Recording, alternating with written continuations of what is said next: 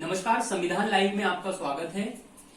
मदरसों के आधुनिकीकरण को लेकर लंबे समय से बहस जारी रही है। 1989 से जो सरकार का इंटरवेंशन मदरसों में बढ़ा है, उसके बाद से ही लगातार आधुनिक शिक्षा को लेकर उस पर बात होती रही है।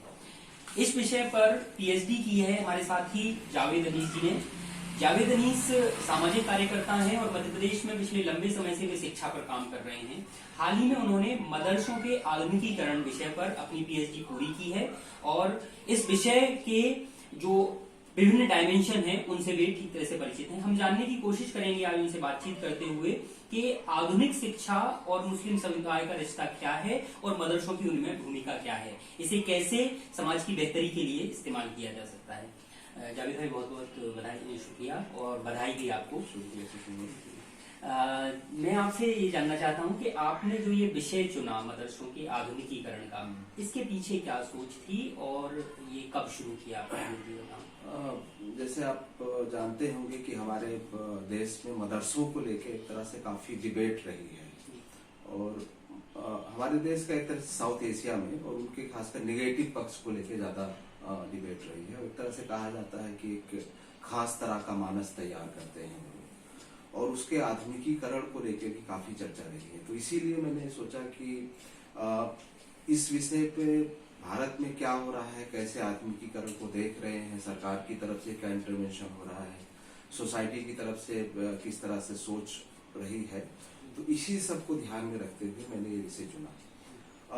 दूसरा कारण ये था कि मुसलमानों में एक तरह से तालीमी पिछड़ापन भी है कि बाकी समुदायों के मुकाबले अगर हम सेक्टर की रिपोर्ट देखें तो काफी पीछे हैं, SC/ST से भी उनका एक तरह से कम है।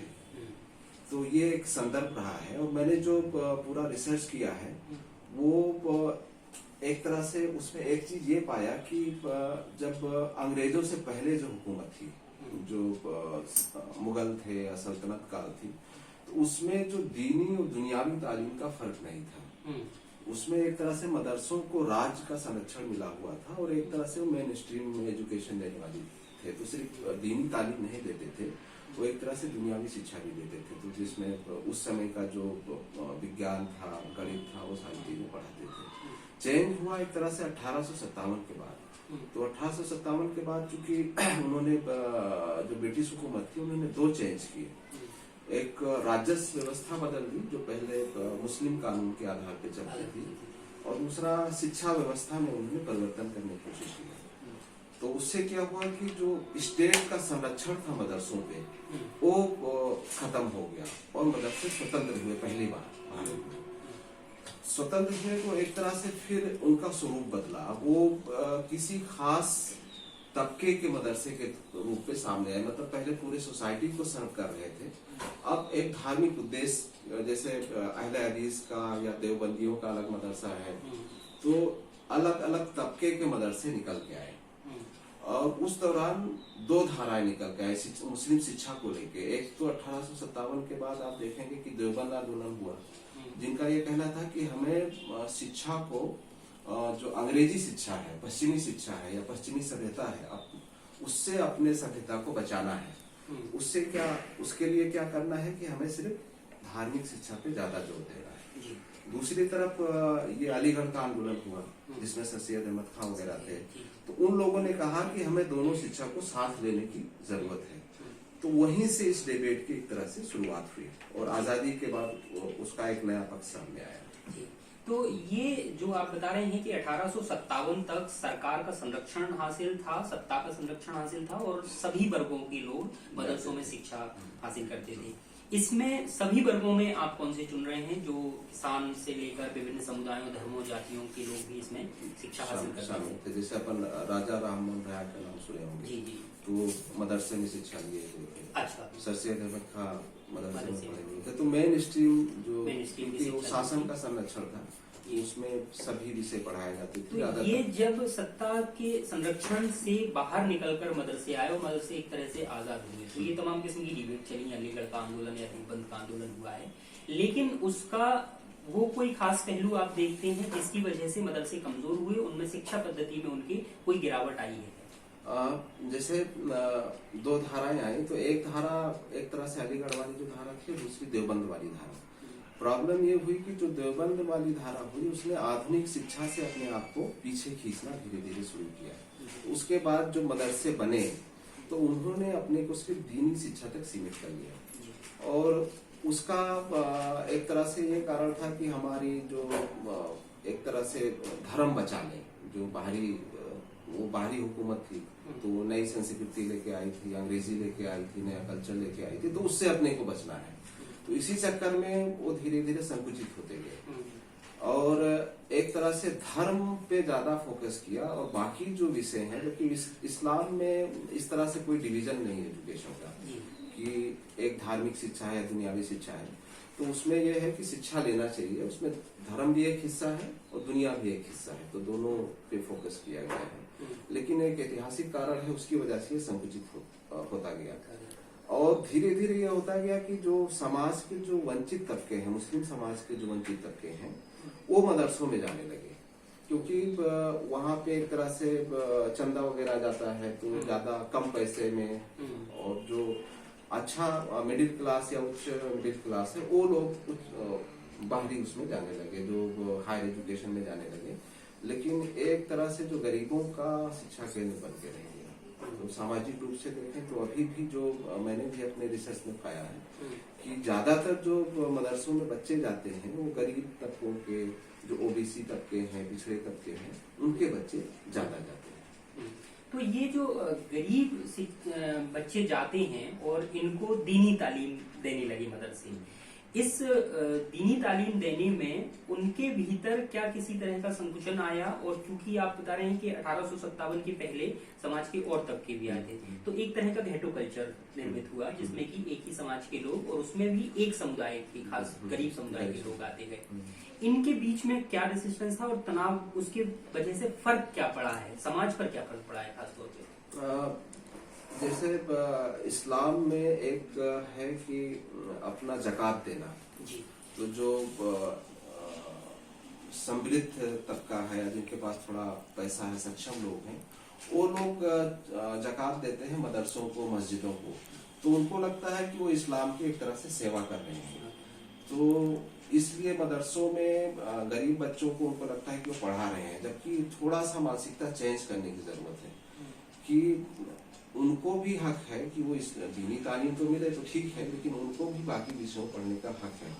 तो एक समुदाय के अंदर से भी इस तरह की डिबेट आनी शुरू हुई है धीरे धीरे कि आप अपने बच्चों को तो हर तरह के एजुकेशन दे रहे हैं, कुरान भी पढ़ रहे हैं और मेन स्ट्रीम के स्कूलों में भी पढ़ रहे हैं, तो जो गरीब तबके के बच्चे हैं वही क्यों सिर्फ दीनी तालीम दें, जबकि वहां से जो निकलने वाले बच्चे उनके पास बहुत ज्यादा ऑप्शन नहीं रहता है, या तो किसी मस्जिद में चले जाएंगे, वो इमामत करेंगे, अजान देंगे, या मदरसे में चले जाएंगे।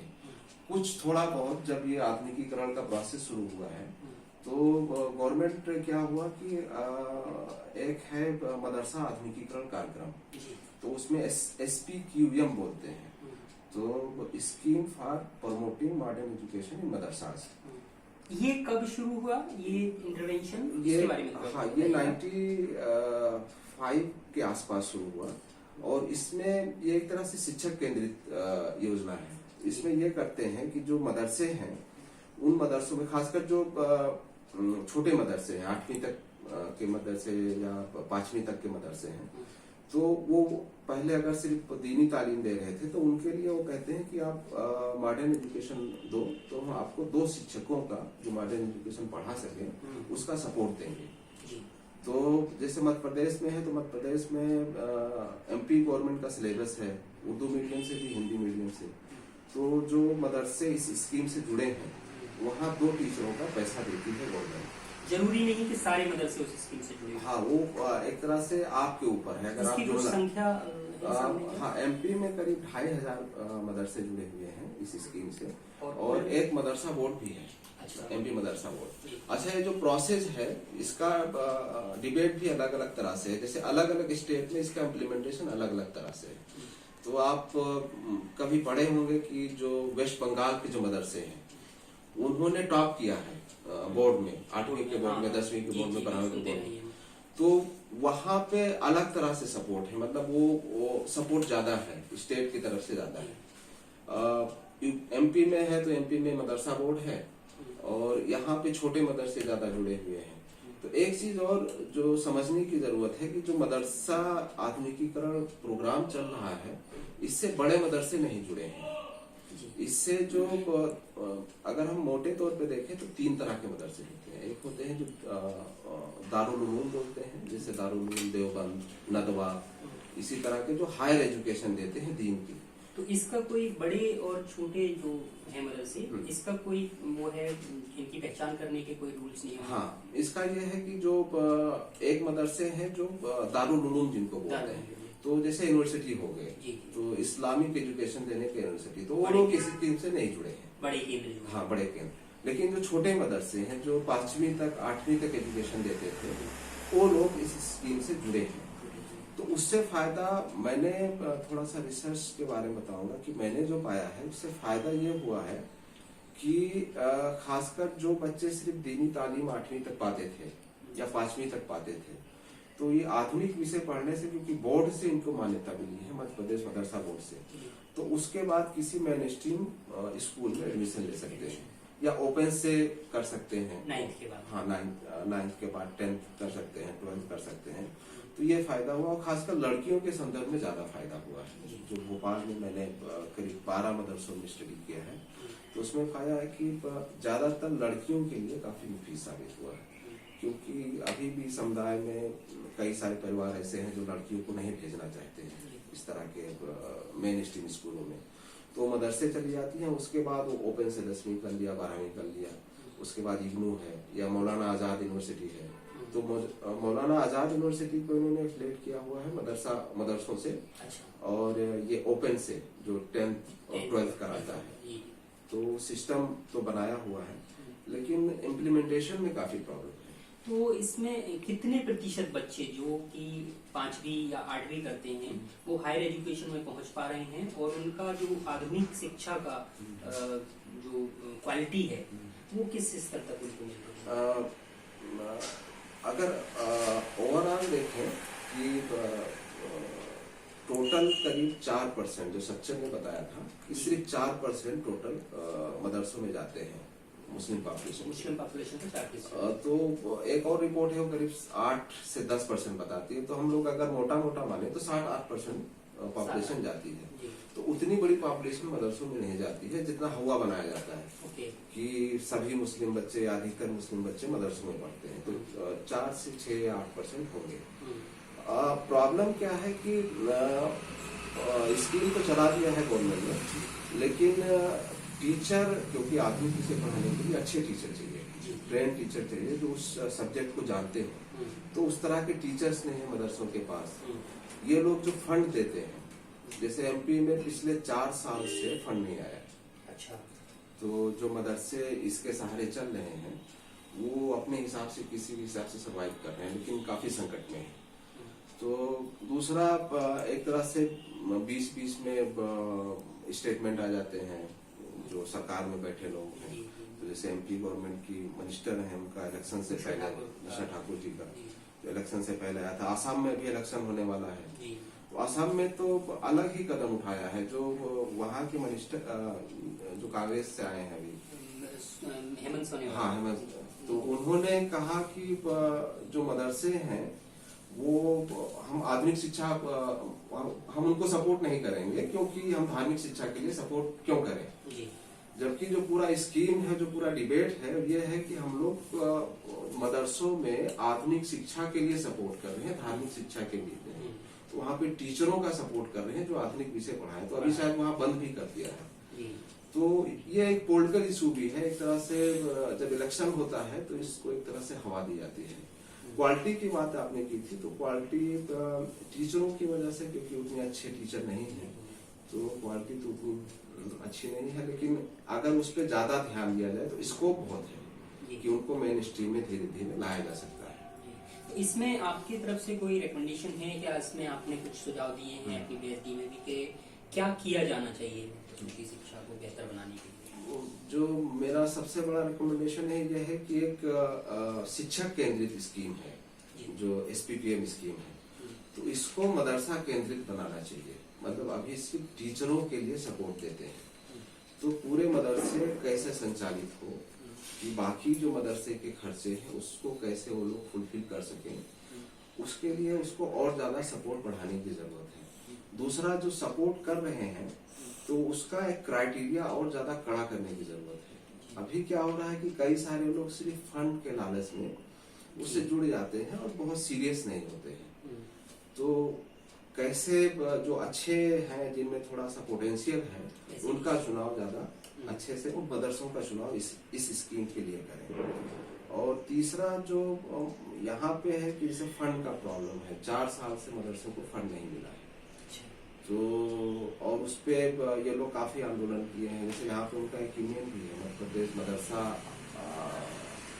आधुनिकीकरण कल्याण संगठन करके कुछ, तो वो लोग काफी आंदोलन किए हैं, ज्ञापन देते हैं, कई बार हम लोगों से भी सपोर्ट मांगते हैं, लेकिन अभी तक 4 साल से कुछ नहीं, कोई फंड नहीं मिला। इसमें मदरसों में जो शिक्षा होती है उसमें बच्चे और बच्चियां एक साथ पढ़ाई कर रहे हैं, हाँ, या अलग अलग कुछ व्यवस्था? जैसे दोनों तरह के मदरसे हैं। कुछ मदरसे हैं जिसमें सिर्फ लड़कियां पढ़ती हैं, लेकिन ज्यादातर मदरसों में दोनों आते हैं। एक चीज मैंने और भी पाया है कि जैसे जैसे बड़े कक्षे में बढ़ते जाते हैं बच्चे, जैसे 5वीं के बाद, तो लड़के ड्रॉप आउट होते जाते हैं भोपाल में मदरसों में, और लड़कियां आगे बढ़ती जाती हैं कॉलेज तक। हाँ, तो इससे ये समझ में आया कि खासकर जो लड़कियां हैं, लड़के हैं, उनको शायद काम पे लगा देते होंगे, या हो सकता है कि सरकारी स्कूल में भेज देते होंगे। तो लड़कियों के लिहाज से ज्यादा मुझे मुफीद लग रहा है ये स्कीम, और उनके आगे कैसे उनको मेन स्ट्रीम एजुकेशन से जोड़े। ऐसी कुछ केस स्टडीज रही हैं क्या आपके पास, जो कि कुछ बच्चियों ने वहां से पढ़ के आधुनिक शिक्षा में हासिल की और उच्च शिक्षा में गई हों? जब मैं ये सर्वे कर रहा था अपने पीएचडी के लिए, तो मुझे वहाँ पे टीचर्स जो मिली वो ज्यादातर फीमेल दिखी, और जिन्होंने वहां से मदरसों से ही पढ़ाई की है। तो मदरसों से 8वीं तक पढ़ाई की, ओपन से 10वीं कर लिया, 12th कर लिया, फिर मौलाना आजाद से, इग्नू से कुछ बीए कर लिया, बीएड कर लिया। तो इस तरह के केसेस मुझे बहुत ज्यादा देखने को मिले, और करीब 80% जो पढ़ाने वाली हैं इस तरह के मदरसों में लड़कियां हैं, महिलाएं हैं। तो उस लिहाज से मैंने उनको थोड़ा एम्पावर्ड भी देखा कि मतलब थोड़ा पैसा आ रहा है हाथ में, ज्यादा पढ़ी लिखी हैं, तो थोड़ा सपना भी ज्यादा बड़ा देखने लगे कि आगे बड़ी नौकरी करेंगे या सरकारी जॉब में जाएंगे। तो उस लिहाज से मुझे ज्यादा इम्पोर्टेंट लगा। और इसमें जो मदरसा शिक्षा से जो लोग निकले हैं, उन लोगों के और बाकी जो स्कूलों से निकले हैं, उसमें किसी तरह का कोई अंतर आप देखते हैं क्या? अंतर बस यही है कि सब्जेक्ट तो ऑलमोस्ट वही पढ़ते हैं। जैसे मदरसों में 2 तरह के सब्जेक्ट होते हैं जो इस योजना से जुड़े हैं। एक तो एमपी गवर्नमेंट में जो सरकारी स्कूल में पढ़ाए जाते हैं, ऑलमोस्ट वही सब्जेक्ट यहाँ भी पढ़ाए जाते हैं। बस एक एक्स्ट्रा सब्जेक्ट होता है दीनियात का, वो भी एमपी गवर्नमेंट ने उसका एक पब्लिकेशन किया, वो भी उन्हीं की तरफ से उनको बुक मिलता है। तो बस वो पढ़ाने का एक तरह से जो, क्योंकि टीचर का उतना अच्छा क्वालिफिकेशन वाले टीचर नहीं है, इसलिए थोड़ा सा प्रॉब्लम है। तो क्वालिटी वाले में थोड़ा प्रॉब्लम है।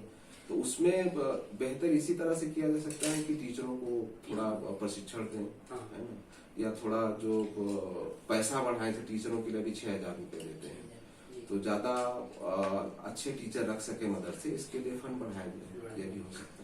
तो आपकी आगे कोई इस तरह की योजना है क्या, और इस पर काम करने की, इस विषय पर? हाँ, मैंने एक चीज ये सोचा है कि खासकर जो मदरसा बोर्ड से जुड़े मदरसे हैं, खासकर लड़कियों के परिप्रेक्ष्य में, कि उनके लिए काफी अच्छा हो सकता है। तो अभी जो मैंने रिकमेंडेशन बनाए हैं, जो फाइंडिंग्स है, तो मैं सोच रहा हूँ कि वो शेयर करूंगा। तो यहाँ एमपी मदरसा बोर्ड है, तो उनके साथ शेयर करूंगा, और कोशिश करेंगे कि उसमें जो खासकर मेजर रिकमेंडेशन है उससे उनको कन्विंस कर सकें। तो ये एक सोच है अभी। एक आखिरी सवाल बस मेरा, कि ये पीएचडी करते हुए इसमें टाइम स्पेन में आपको किसी तरह की कोई मुश्किलात आई, किस्म का उलझन है? हाँ, मुश्किल ये आई कि मुझे ज्यादातर, क्योंकि लड़कियां हैं पढ़ाने वाली, और जो संचालन करने वालों में भी ज्यादातर महिलाएं ही हैं, तो एक पर्दे वाला सिस्टम रहता है, तो थोड़ा वो इंटरेक्शन में थोड़ा प्रॉब्लम हुआ। तो ज्यादातर कोई महिला साथी साथ में चली गई, और बाकी तो एक ये आया कि खासकर लड़कियों में जो पढ़ाने वाली है, तो उनको लगता है कि अपने कम्युनिटी के एजुकेशन के लिए कुछ करना है। तो एक वो लगा कि उनके अंदर कुछ है कि वो करना चाहते हैं कि एजुकेशन में हम लोग पिछड़े हैं और हमें कुछ करना चाहिए। जी, बहुत बहुत शुक्रिया जावेद जी।